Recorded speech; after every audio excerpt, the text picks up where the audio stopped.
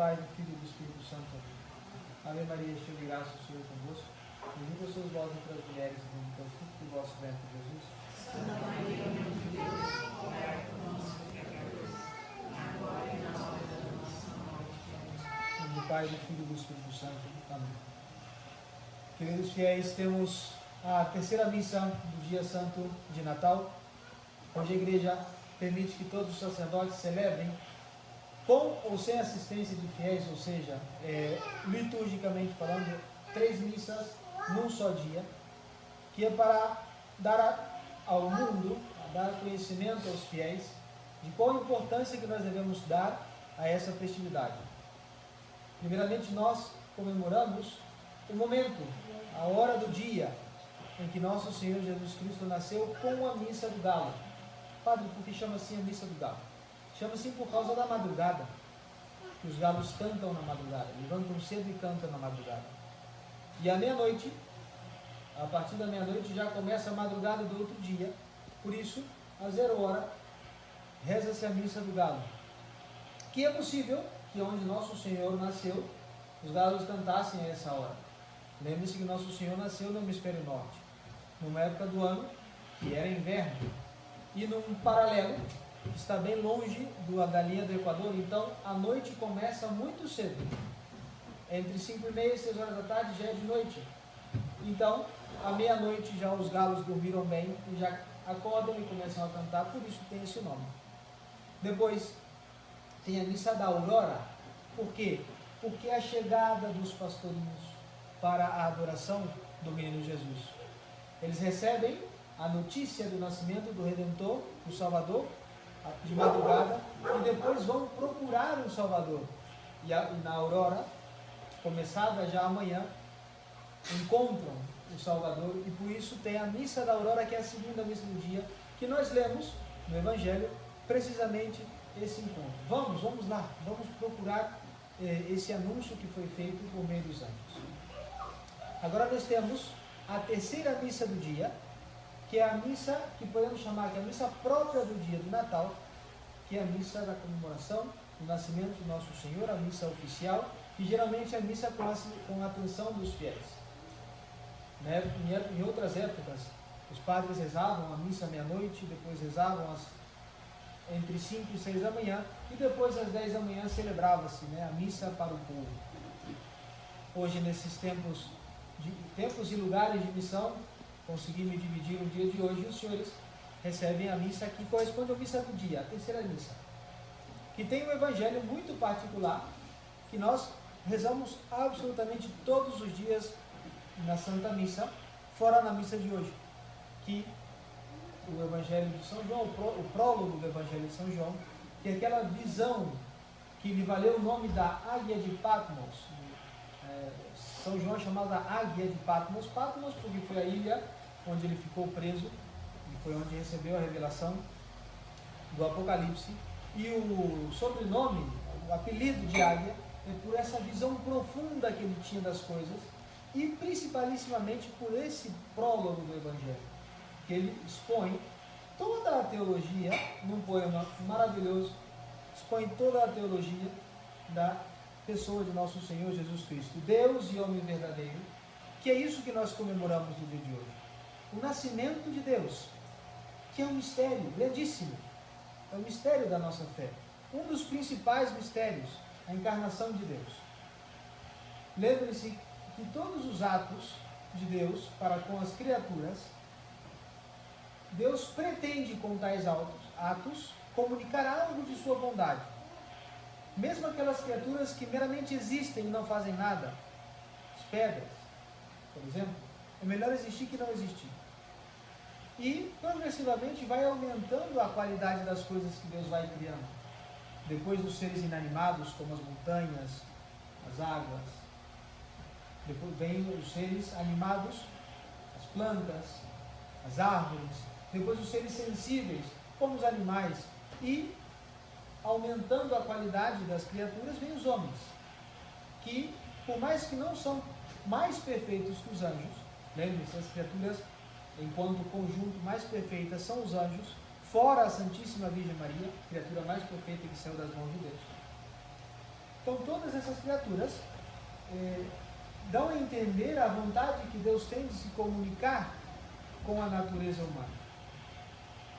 Pois na pessoa de nosso Senhor Jesus Cristo, nós temos a maior união que pode haver entre Deus e os homens, entre o Criador e a criatura. Cristo não é criatura, Cristo é Deus nosso Senhor. Sem Ele, como diz São João no Evangelho de hoje, nada foi feito, mas o seu corpo foi criado. Ele é eterno, mas começou a existir no instante, no nosso tempo. Ele é infinito, mas teve uma vida mortal. Ele é gigantesco, imenso. O universo inteiro não é suficiente para que ele caiba. Entretanto, nasceu e coube num singelo presépio. Esse é o mistério que nós contemplamos no dia de hoje. Nós o vemos pequeno, frágil, dependente de uma mãe, mas cremos que é Deus imenso, a mesma potência e a mesma suficiência. E vejam só como isso mesmo prova a divindade de nosso Senhor Jesus Cristo. Quem jamais, pretendendo ser lembrado por tantos anos, nasceu num curral? Porque nós chamamos de presépio, que é o nome mais bonito, mas no final das contas é um curral. Nós chamamos de manjedoura, porque é o nome mais bonito, e ninguém sabe o que é manjedoura. Manjedoura vem de mangiare, onde os animais comem, um caixote de madeira com palhas dentro. Isso foi o berço de Nosso Senhor.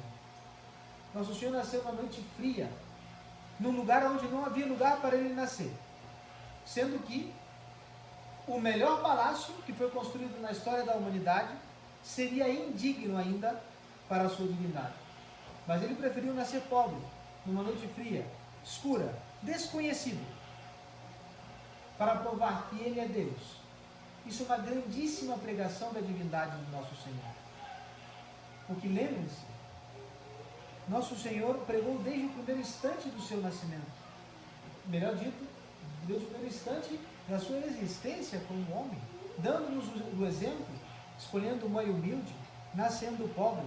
E mesmo durante o seu tempo de pregação, ele não tinha onde reclinar a sua cabeça. E depois de ter passado tanto tempo pregando e ensinando todas as nações, recebeu como prêmio a morte de cruz. E nós o adoramos.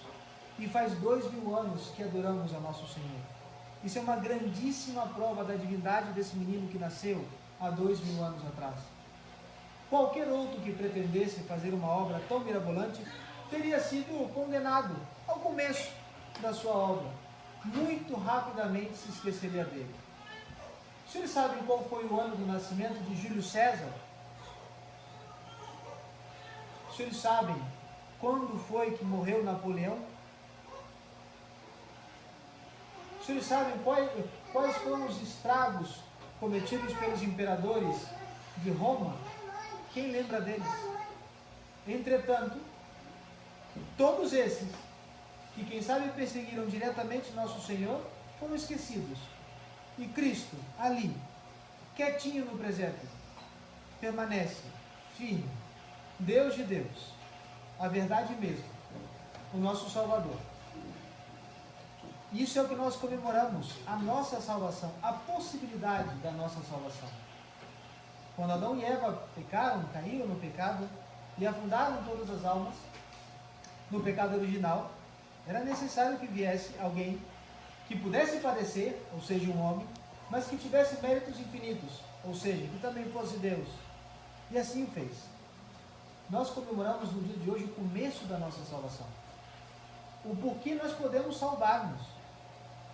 Então, algo que disse na missa de Galo, disse também na missa da Aurora, em Cachoeira Paulista, hoje de manhã, que quem sabe hoje, agora, já está um pouco fora de contexto porque é o final do dia, mas eu repeti várias vezes, e se aconteceu uma ocasião assim ainda hoje, se os senhores se encontrarem com alguém que esteja festejando o Natal sem lembrar o que é, lembrem aquela pessoa.